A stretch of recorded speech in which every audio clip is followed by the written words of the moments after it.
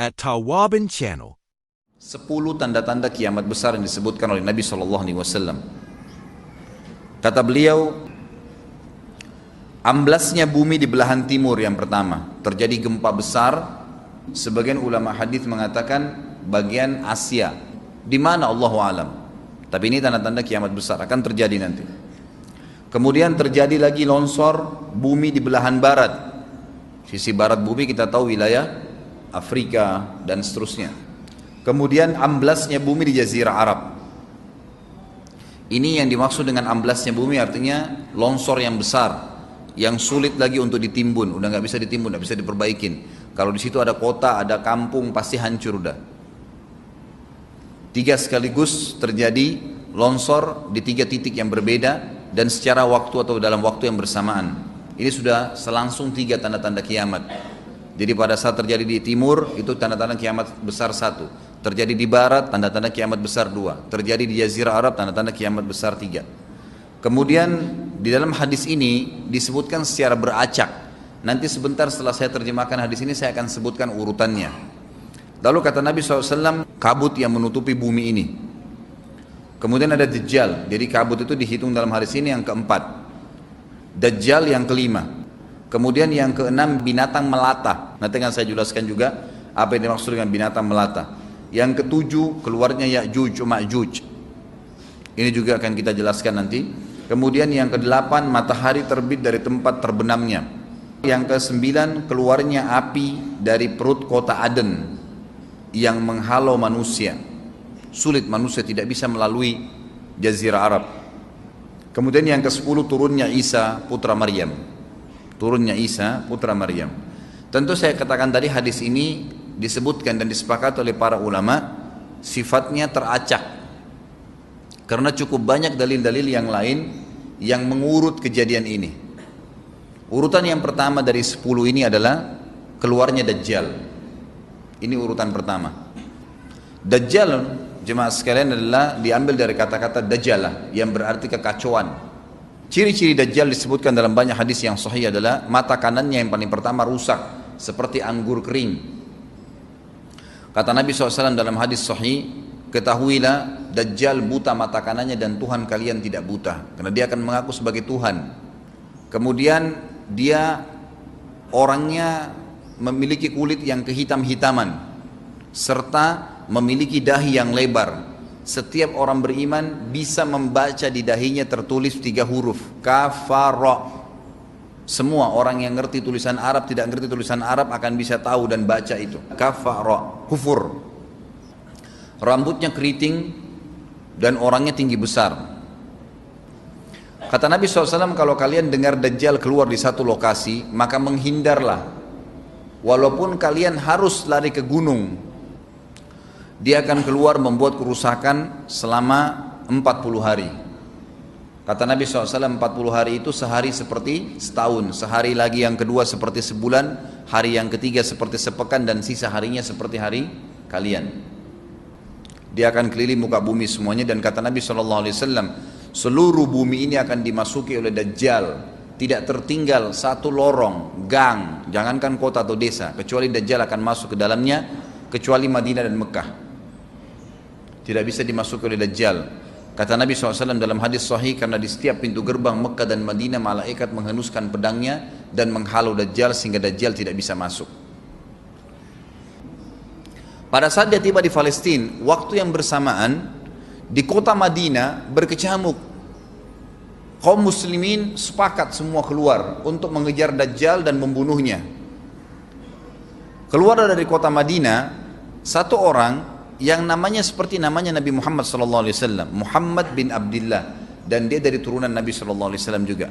Dan orang ini punya julukan Mahdi, dikenal dengan Imam Mahdi. Inilah tanda-tanda kiamat yang kedua. Pada saat dia tiba di Mekah, dibaiatlah oleh banyak kaum muslimin, tidak disebutkan jumlah pasukannya, maka terbentuklah pasukan jihad yang mengejar Dajjal menuju ke Palestina. Lalu keluar tanda-tanda kiamat 3, langsung berentetan semua. Tanda-tanda kiamat besar yang ketiga adalah pada saat pasukan Imam Mahdi dengan pasukan jihad itu tiba di Darul Bayda namanya. Hadis menyebutkan di menara itulah, di masjid itulah Imam Mahdi mampir sholat asar bersama pasukannya. Dikatakan Isa alaihissalam akan turun sambil memegang kedua sayapnya malaikat, dan dari rambutnya yang basah meneteskan air. Maka dia pun turun, lalu kemudian dia masuk, dan orang-orang pada saat itu mengenalnya kalau dia adalah Isa, dan mereka sudah tahu ini masanya keluarnya Dajjal, ini Mahdi sudah ada, mereka tahu akan turun Isa, sudah ada informasi seperti saya sampaikan ke Bapak Ibu sekarang, itu muslimin di zaman itu sudah tahu semua. Sholatlah mereka, kemudian mereka menuju ke Palestina.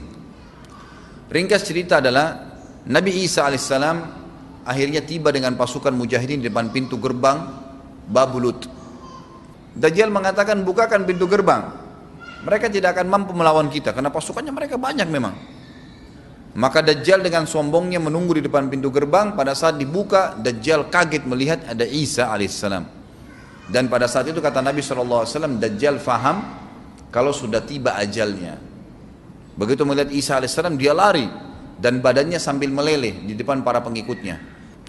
Pada saat Dajjal mati, pengikutnya pada ketakutan semua. Mereka anggap Dajjal Tuhan, mereka anggap Dajjal orang yang perkasa lah, orang yang kebal lah, beragam macam kelebihan. Mereka kaget pada saat mati, maka bertebaranlah mereka dan akhirnya mereka sembunyi di bawah pohon dan di atas batu. Kemudian batu dan pohon akan memberikan penjelasan, hai muslim ini Yahudi, bunuhlah. Maka dibunuhlah pada saat itu mereka.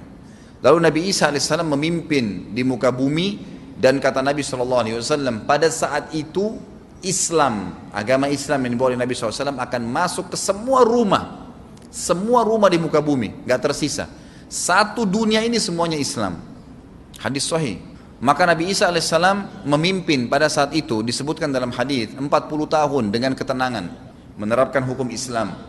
Semuanya beriman kepada Allah subhanahu wa ta'ala dan menjadi muslim. Setelah itu keluar tanda-tanda hari kiamat besar yang keempat, yaitu keluarnya Ya'juj dan Ma'juj. Nabi SAW sebutkan ciri-ciri mereka. Mata mereka sobekannya kecil sehingga mata mereka kelihatan seperti sipit, tapi bola matanya besar. Mereka memiliki rambut yang keriting, dan mereka memiliki poster yang umumnya seperti poster manusia. Ada hadis yang berbunyi mereka akan mendatangi sebuah sungai, kalau tidak salah namanya sungai Tibria, airnya banyak mengalir. Kata Nabi SAW, mereka semua minum air sungai itu, dan yang terakhir dari mereka datang sudah nggak dapat air.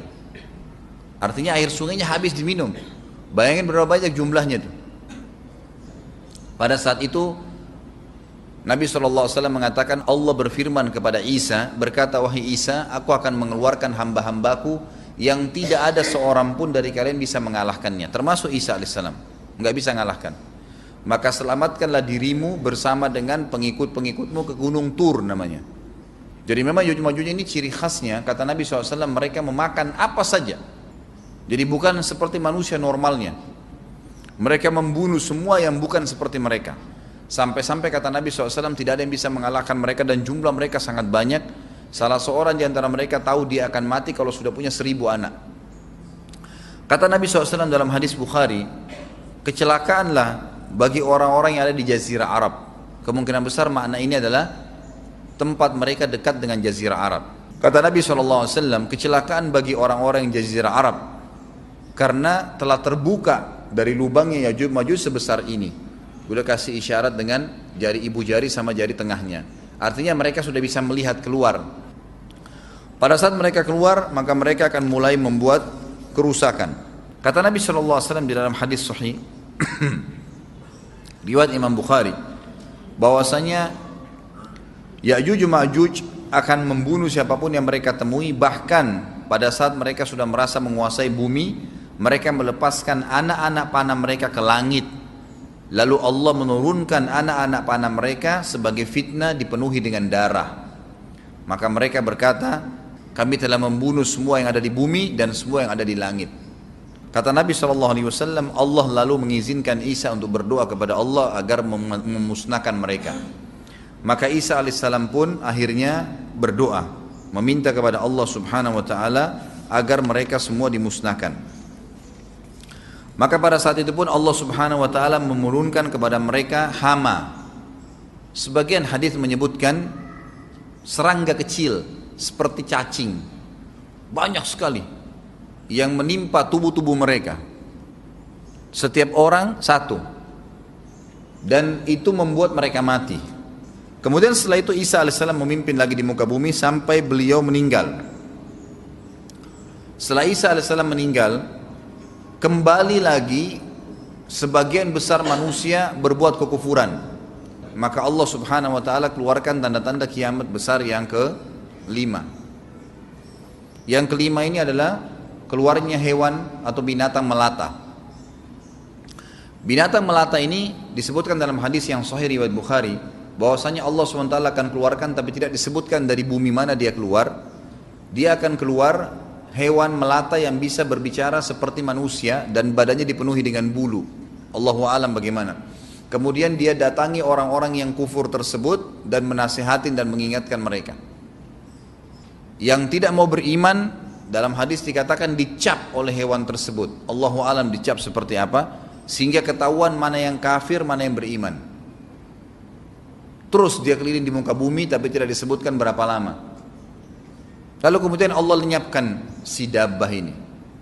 Kemudian datang tanda-tanda kiamat yang ke-6. Tanda-tanda kiamat yang ke-6, 6, 7, 8. Itu berentetan semua. Longsor besar di timur, di barat dan di jazirah Arab. Ini tanda-tanda kiamat terjadi serentak. Sudah 8. Kemudian terjadi yang ke-9, keluarnya api dari negeri atau dari kota Aden. Kota Aden ini di Yaman ya.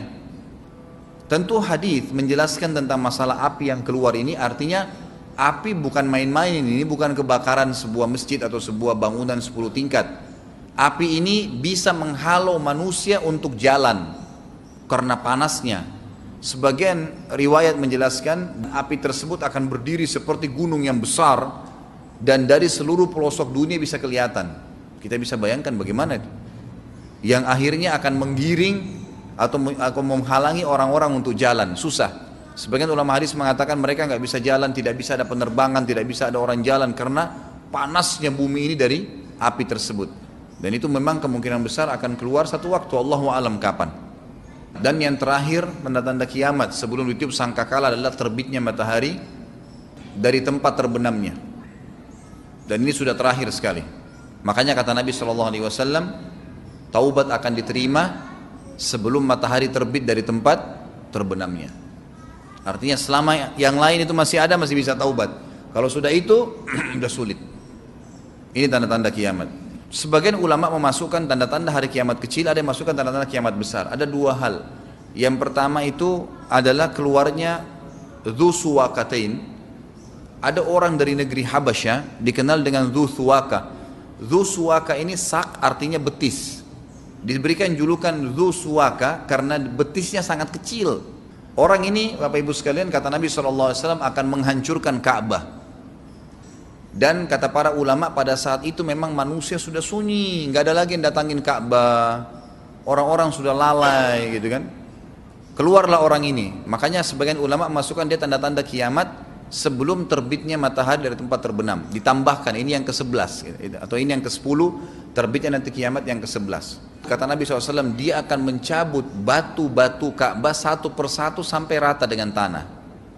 Dan saya sedang dilihatkan oleh Allah sekarang bagaimana pada saat dia mencabut batu itu. Hadis sahih riwayat Bukhari Muslim. Yang terakhir, yang kedua, yang berhubungan juga dengan tanda-tanda kiamat, ada yang memasukkan kiamat kecil, tapi ini lebih dekat dengan kiamat besar. Orang yang terakhir meninggal itu adalah orang dari asli suku Madinah yang sedang mengembala kambing. Kata Nabi SAW, orang yang terakhir meninggal dari kalian kalangan manusia, semua orang sudah mati tinggal dia sendiri, tapi dia nggak tahu. Dia lagi mengembala kambing. Kemudian dia masuk dengan gembalanya ke kota Madinah, ditemukan semuanya tidak ada kehidupan, nggak ada orang, nggak ada binatang, nggak ada apa-apa, tinggal dia sendiri. Pada saat dia meletakkan telapak kakinya di kota Madinah, maka pada saat itu dia meninggal. Dan inilah manusia terakhir meninggal sebelum ditiup sangkakala terakhir. Allahu a'lam. At Tawabin Channel,